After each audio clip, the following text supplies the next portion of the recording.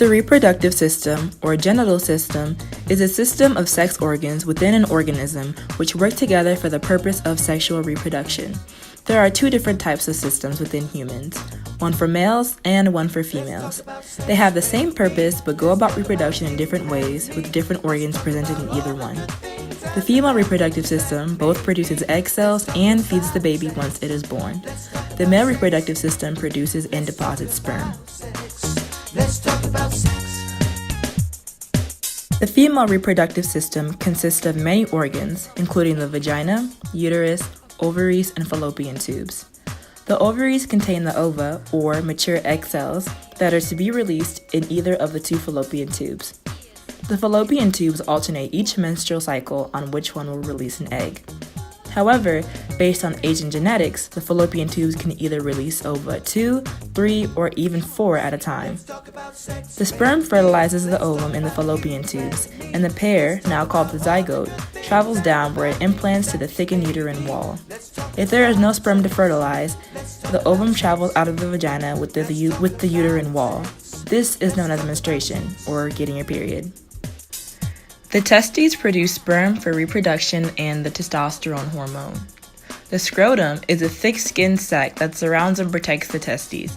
The scrotum also acts as a climate control system for the testes because they need to be slightly cooler than body temperature for normal sperm development. The epididymis collects sperm from the testes and provides the environment for sperm to mature and acquire the ability to move through the female reproductive system. The Vas Deferens is a firm tube about the size of a strand of spaghetti that transforms sperm from the epididymis. One such duct travels from each epididymis to the back of the prostate and joins one of the two seminal vesicles. In the scrotum, muscle fibers, blood vessels, and nerves also travel along with each vas deferens and together form an intertwined structure. The urethra serves as a dual function in males. This channel is the part of the urinary tract that transports urine from the bladder and the part of the reproductive system through which semen is ejaculated. Sexual intercourse, also called coitus, is a reproductive act in which the male reproductive organ enters the female reproductive tract. If the reproductive act is complete, sperm cells are passed from the male body into the female, in the process fertilizing the female egg and forming a new organism. It takes a lot for a pregnancy to run smoothly the entire 9 months. An ectopic pregnancy, or an extrauterine pregnancy, occurs when the zygote does not implant on the uterine wall, but in the fallopian tubes. This can be a problem because fallopian tubes do not have the nutrient-rich blood the zygote needs to survive and grow. The tubes are also too small and not elastic enough to sustain the growth of a pregnancy. Ectopic pregnancies can be treated the best with early detection. Most doctors will give medication that will help the body just absorb the cells. A miscarriage or spontaneous abortion is an unexpected loss of pregnancy during the first 20 weeks of gestation. It is the most common type of pregnancy loss.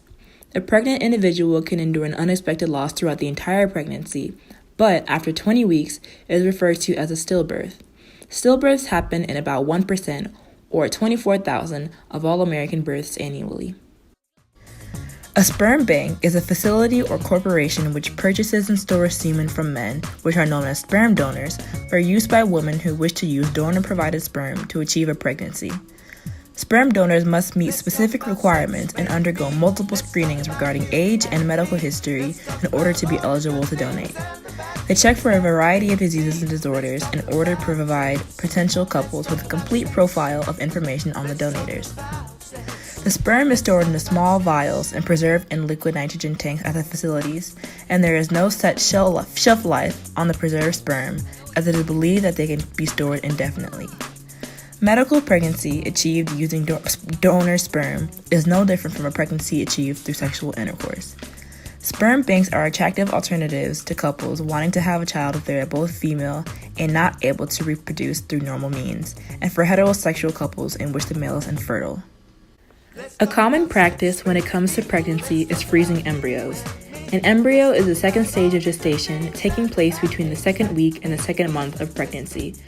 During ovulation, a doctor will extract an ovum from an individual and conduct in vitro fertilization, or IVF. IVF is when the sperm and egg are fertilized outside of the body. The cells develop into a zygote, then into an embryo, where it is stored through cryopreservation or very low temperature sealed in a tube. Though this process has a very high success rate as well as being able to store frozen embryos for up to 10 years, there are still ethical debates around the topic. Some may ask, should you freeze all the embryos? If the demand is too high, where should the extra embryos go? Should they be destroyed or offered to other couples who struggle with fertilization? Or, once born, will the baby suffer from cognitive or physical impairment that stem from being frozen as an embryo? Let's talk about sex.